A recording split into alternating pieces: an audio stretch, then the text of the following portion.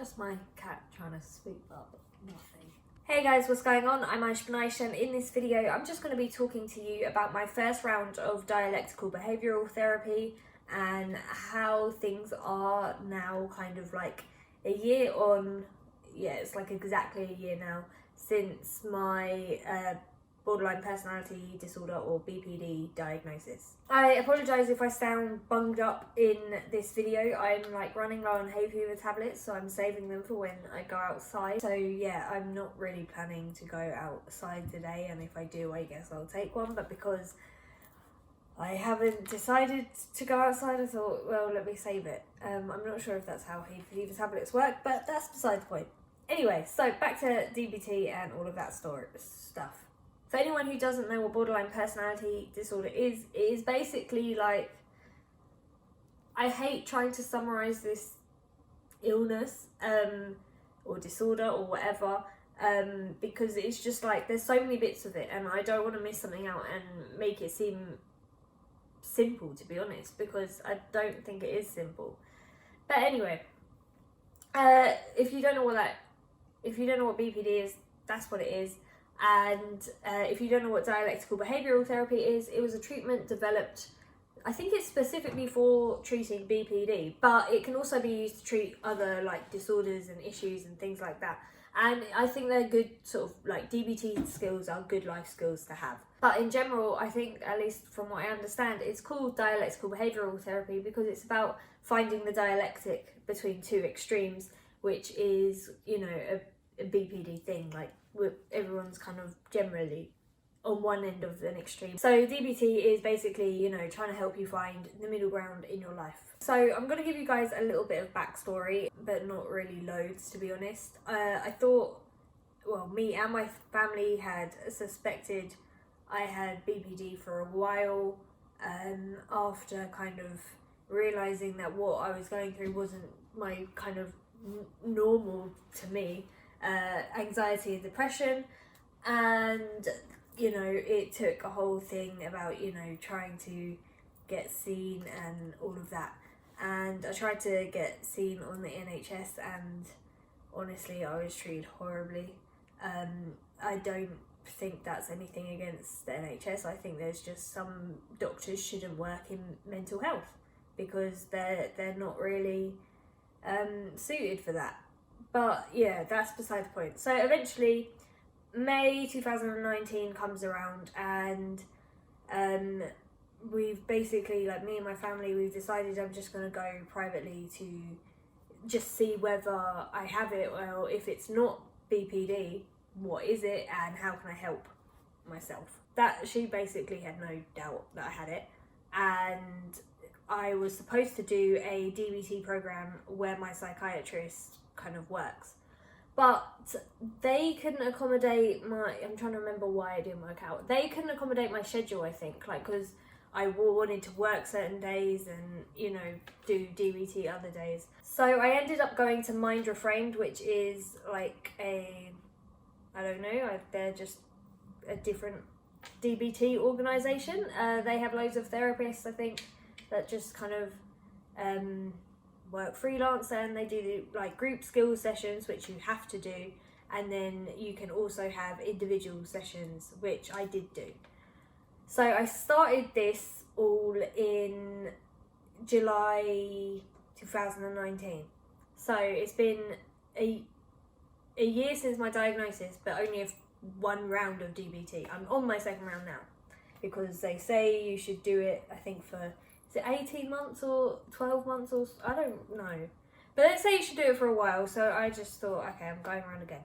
But yeah, that is, I guess, the backstory you need. So yeah, July 2019, I started DBT, and first I had a session with Luca at Mind Reframed, which I think is the guy who runs it, but I don't know if he's just the guy that everyone knows, I'm not sure.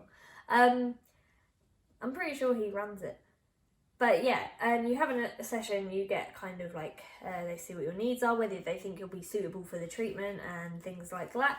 And they kind of give you an idea of what to expect, because it is a commitment. You have to do the treatment and commit to it if you want it to work.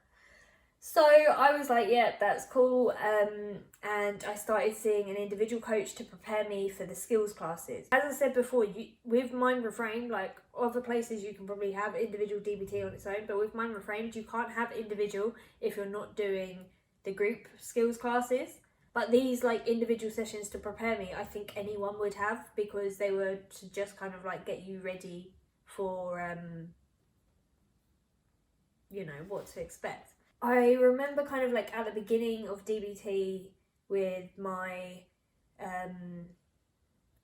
like individual coach kind of signed some rules and agreed to adhere to the rules, and it's stuff like turning up and, you know, doing your homework and filling out your diary card and things like that. And you kind of like set your goals on what your behavioural targets are. Like, for example, I didn't really have any life-threatening behavioural targets at the point that I entered DBT. When I saw my psychiatrist, I was in a very bad place, but because this is, you know, a few months after, I was starting to kind of find my feet again because I was working again. But yeah, so I didn't have any life-threatening things on there at that point.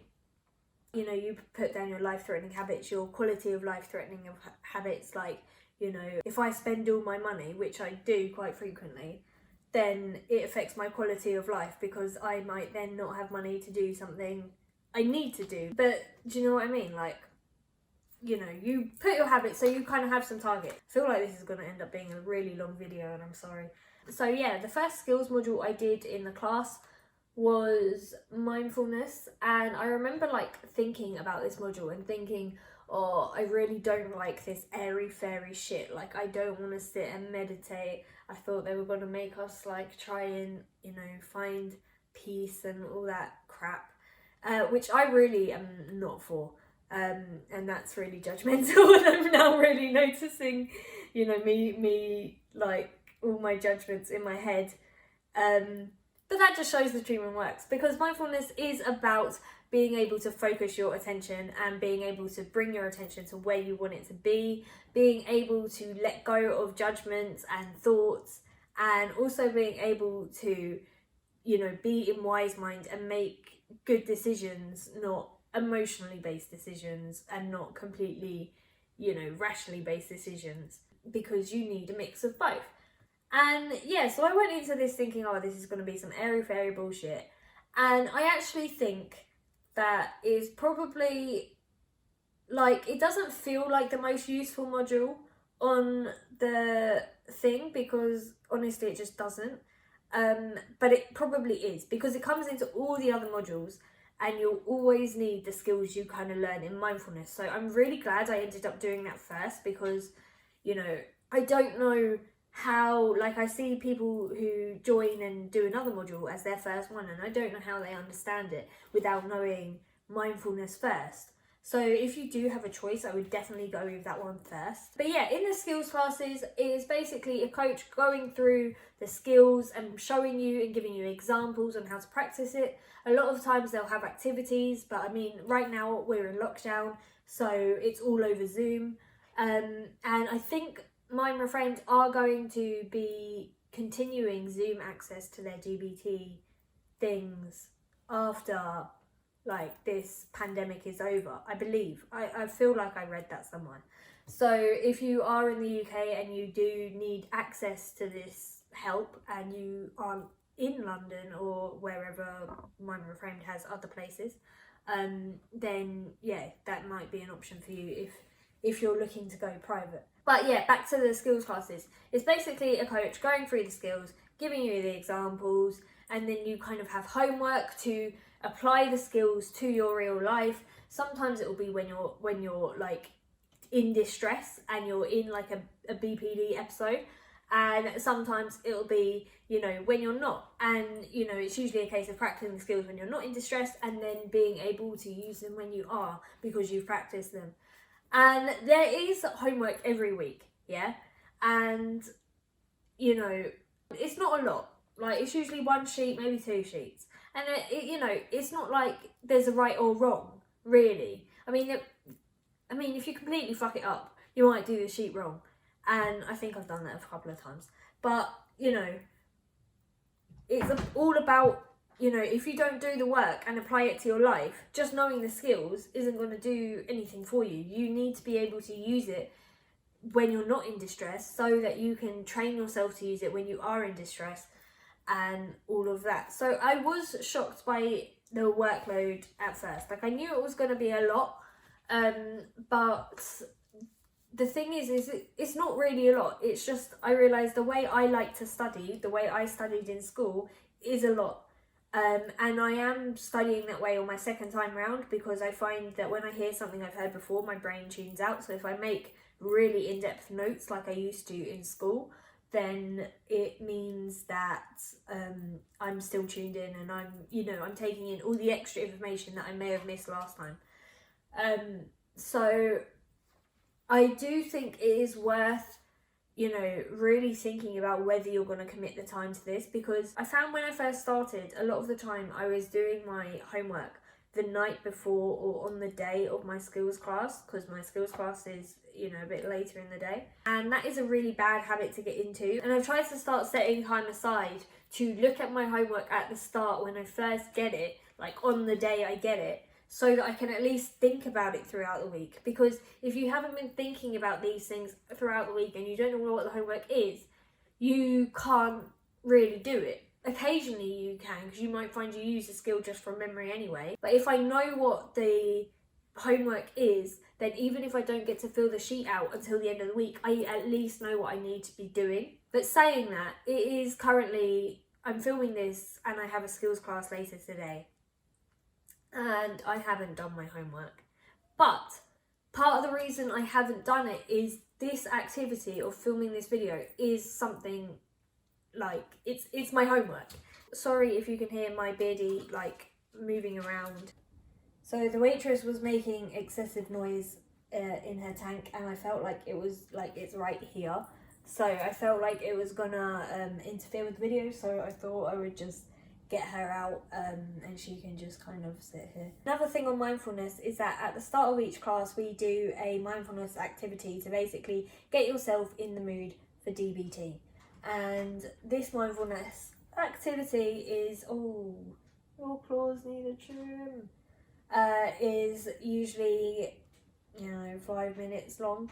So it doesn't take up loads of the class, but it's really good to get feedback and also to just get yourself in the mood, because you realise that there's some things you're so not wanting to do or afraid to do.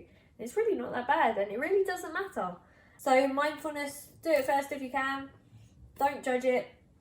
It will help you more than you think it will if you really think about it.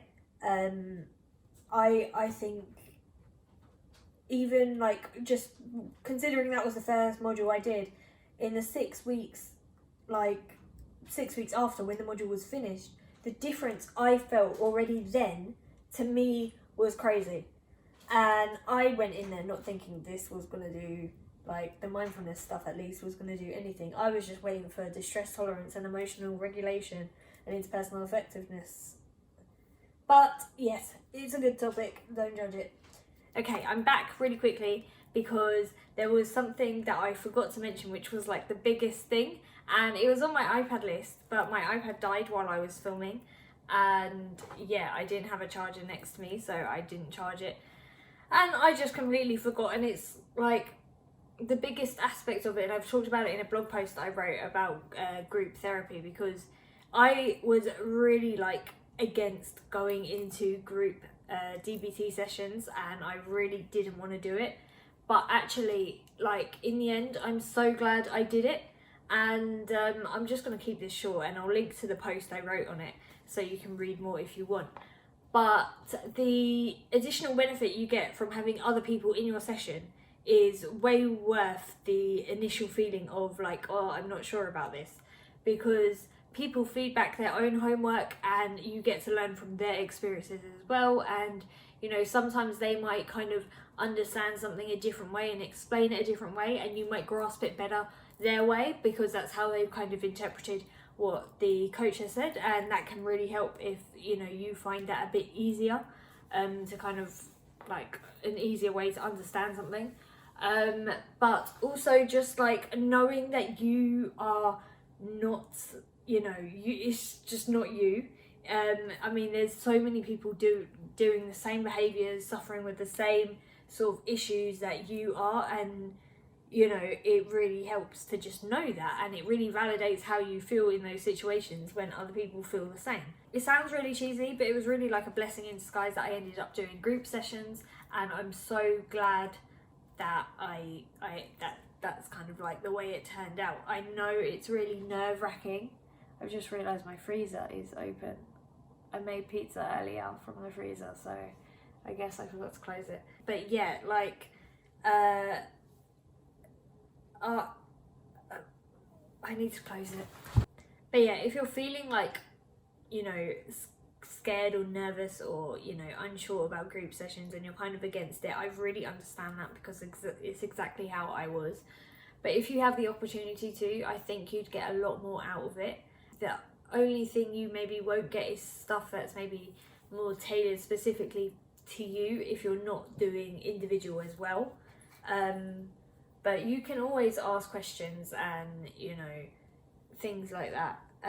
So I think it's worth it to have group sessions. And I can see why like DBT is done in groups, because, it's all about kind of validating how you feel, but kind of regulating it. And having group sessions is very validating. So yeah, I think I'm rambling now, but I think you get the gist. If you want to read more about my experience with group sessions with DBT, then you can look on my blog, and I'll put the link somewhere, either in the description or on the screen or something. The next topic I did in the skills class was distress tolerance, which I'm going to start again in, I think, later this month. But yeah, I had already done a little bit of distress tolerance with my individual coach.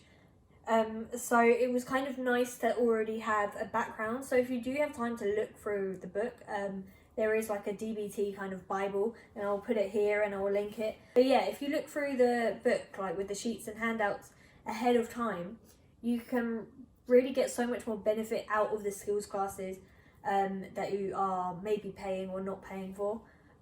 But it's something to do if you're proactive and you really want to do that. I was doing that kind of like, when there was a phase where I was just like very on it.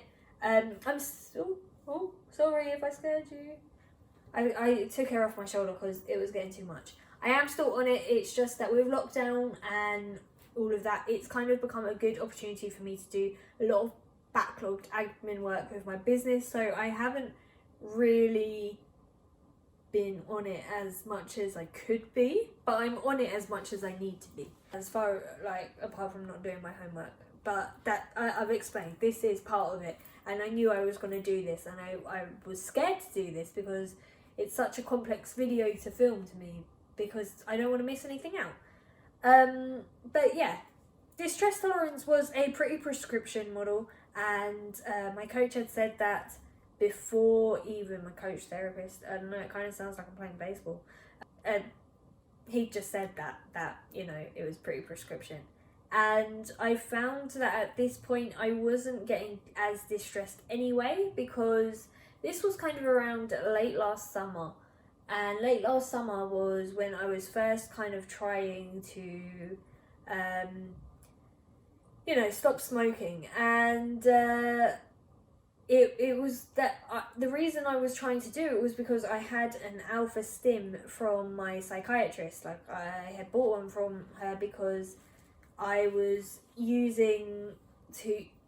I was smoking to avoid my emotions. And she, said, well, do you want to try one out? Do you want to rent one? And I tried it out, and it felt like I could feel a difference, so I got one. It is this thing here. I might do, it comes with like other stuff. I might do a video on it at some point on my channel, but it's basically something that is, uses alpha waves to help with insomnia. No, it uses alpha waves to stimulate the brain to help with insomnia, depression and anxiety, I believe. So yeah, by the time I got to distress tolerance, I didn't feel I needed it as much, but I did still need it. And there are still some distress tolerance things that I need to kind of like fine tune, because I'm not always getting it. So I'm hoping this time when I go around I'll be able to do that. But it is an easy module to follow, and if you feel like you're not motivated to use some of the other skills that maybe require a little bit more input from you, it will help. The thing with distress tolerance though is you need to only use it when you're in distress, and I found that something I needed to learn. I couldn't use it to solve my every problem. For example, I'm pretty sure it's a distress tolerance skill, but you know, one of them is distract, and I was doing that whenever I was like, you know, annoyed about something or upset about something. And my cat's gonna try and like knock over the tripod, and you know, that's just not something you can do. It's not an option, because you'll make the skills not useful when you do need them, and you won't deal with the minor problems that you do need to actually deal with, and there are skills for doing that. Emotional regulation is, I think, the biggest module of DBT skills, at least it was where I did DBT, and it was like 12 weeks long, and it is intense, and you have to relearn a lot of what you thought about your emotions, because you can't think of them as good and bad. You can kind of just think of them as kind of like, I don't know, you know them, what is it called, a barometer, like them test tube thermometer things where the liquid goes up, is that what it's called? Or is that something that measures something completely different? Do you know what I mean? It's like your emotions are those, and they just go up and down, and you just need to be able to regulate when they go up and down and all of that kind of stuff. And it is very intense, but very, very helpful. And I went over a lot of this stuff again in my individual sessions. Although emotional regulation is like the biggest part of DBT, and probably, you know, the dysregulation of emotions is probably the biggest part of BPD, you can't just do that module alone. Like, I mean, you can, but I wouldn't recommend it, because the thing is you need to be able to, you know, bring down your distress to be able to regulate your emotions. And to be able to bring down your distress, you're going to need to be able to control your attention. So it all kind of interlinks. And I definitely think that if, you know, this is something that you're trying to justify the cost, if you have these problems and you are willing to work at it and actually, you know, make it cost effective for you, then I think it is a justified cost, especially, you know, where it's so hard to get, you know, treatments like this on the NHS unless you're really bad. The other part of this module is building a life worth living, and it's all about kind of like having pleasant events, like building mastery and things so that you have a life worth living, because if you don't have that, there's no motivation to kind of do these things. And I think, you know, having a life worth living is just as important for someone in this position as, you know, not feeling terrible, because if they don't feel terrible but they still don't feel like their life's their life is worth living, then they're not really gonna have a great life, are they? Well, I mean, they might, but do you know what I mean? You need the both. The last module is interpersonal effectiveness, and this module I found really hard, but that is because I severely lack interpersonal effectiveness skills. So this is a module that I will, you know, maybe need to do some brushing up on in individual, and then I'll revisit it again when I go around again. But this module is basically about your relationships, whether it's with, you know, people in your family, your partner, your co-workers, you know, whatever. It's all about, you know, being able to see what needs to be prioritized, whether it's what you want, your objective, whether it's the relationship you have with the other person, or whether it's your self-respect, whether that means, you know, you feel like you weren't walked over, or that means you didn't walk over the other person. Like, you need to do that to not walk over the, like if you needed to not walk over the other person to keep your self-respect. Does that make sense? So yeah, that's a big part of interpersonal effectiveness. And I did see in the book some other things about you know, creating new friendships and new relationships and stuff like that, and finding people you have common interests with, which I'm going to look at some point on my own. I also saw some pages in the book about, you know, building new relationships and stuff, but we didn't get to do them. We don't always do everything in every module because the things are only so long, and, you know, it's kind, you can go look yourself or with your individual if you really want to do a skill, but they give you kind of, you know, what you really need. It's like, it's not your bread and butter, but it's more like a roast dinner without stuffing. Do you know what I mean? Like, it's what you need. It's gonna keep you going. So you can just add the stuff in later. So I'm gonna go back, especially with interpersonal effectiveness, and look at the stuffing, because I feel like I have, like, that is my biggest weakness. I can do professional interpersonal effectiveness generally. I can deal with customers. Sometimes I'm a bit, but generally I'm fine with it. Me understanding people and social cues and stuff, it's just, you know, that's all very difficult, and I think I thought that was gonna be an interpersonal effectiveness, but clearly I need to work on that and my own, like, listening skills and stuff myself, and then kind of come back to interpersonal effectiveness, and, you know, maybe do it with my individual coach a little bit, and maybe just sort of like fine tune the rest when I've got like the foundation down, because everyone else seemed to have the foundation.